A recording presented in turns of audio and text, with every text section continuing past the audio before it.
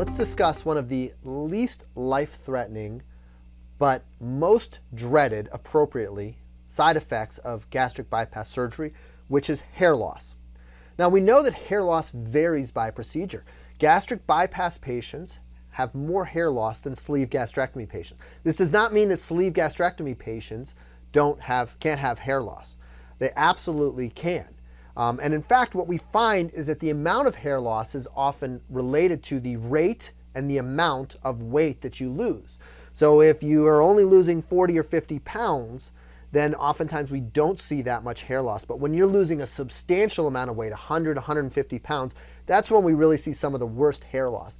And kind of to add insult to injury, oftentimes patients who are suffering from obesity have higher levels of estrogen and other hormones that cause hair thinning in and of themselves. Like PCOS, polycystic ovarian syndrome, is associated with hair thinning. So people are kind of coming into the surgery with already relatively thin hair and then having the surgery, losing all this weight, and their hair thins down even more. So it can become very substantial and very noticeable in a small subset of patients.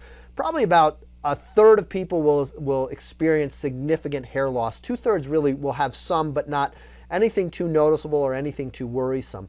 What I found is that even a small amount of hair loss becomes worrisome and often noticeable to the patient themselves, but in terms of how others are viewing you, it's really probably only a third of the time that we see substantial hair loss.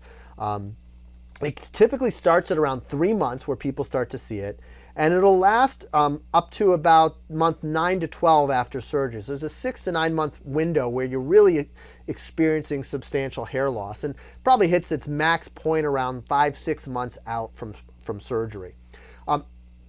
That's important for 2 reasons. The first is that we see this in the first year, and then after the first year, the hair starts to come back.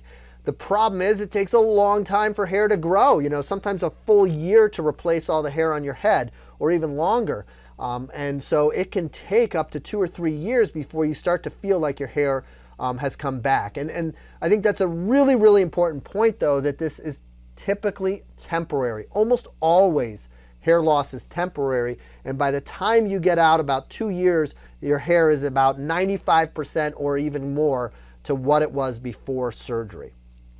And the caveat to that is that if you are 3, 4, 5 years out and you all of a sudden start to develop new onset hair loss, this is oftentimes related to a nutritional deficiency, most commonly iron. So if you start to experience hair loss outside of these 12 months, then you should absolutely have your iron drawn and get on iron supplements as quickly as possible. Iron is one of the 3 main causes, iron deficiency is one of the 3 main causes of hair loss, as well as zinc and then protein malnutrition or protein deficiency. So really what you can do to prevent hair loss is first take a vitamin called biotin. It's actually a B vitamin. It's very inexpensive, but I have my patients take a very high dose, around 10,000 micrograms, which is 10 milligrams. Typically, they're sold if you go to the drugstore, and you don't have to buy special bariatric biotin. You can go to any drugstore and buy biotin. But they're typically sold in 5,000 microgram pills, sometimes 2,000 or even 1,000 microgram pills. So make sure you understand, you got to take 10,000 micrograms. We really want to give you a high dose of biotin and buy the appropriate dose of the supplement. And then also ensure adequate protein intake. Pretty much everybody's trying to do this. It's not always possible. Sometimes it can be hard to get enough protein down. And we'll talk about that more in the recovery section of surgery, of these videos. But getting as much protein as you possibly can as early as possible and maintaining those protein levels in that first month or 2 after surgery can absolutely limit the amount of hair that you lose. Also, early iron supplementation. I don't typically start my gastric bypass patients on iron after surgery. And one of the main reasons I do that is because we're already focusing on fluids and on protein and on your multivitamins, and adding an iron supplement. And the multivitamins I typically recommend don't cause as much nausea as other multivitamins, but they also don't have iron in them. So now to get you on iron, we're starting you on another iron supplement. So it just is oftentimes too much for patients. But in people who are really concerned about hair loss, I think starting on iron, if at all possible, in that first few weeks after surgery and staying on iron and not just waiting for that first blood draw to see if you're low to get started, but starting on iron from the beginning is your best weapon against hair loss. Also, zinc, we tend to want to take mega doses of zinc, but I really reserve that when I'm dealing with a patient who has significant hair loss. I'll send them off for a zinc level, and if they're low, then we supplement.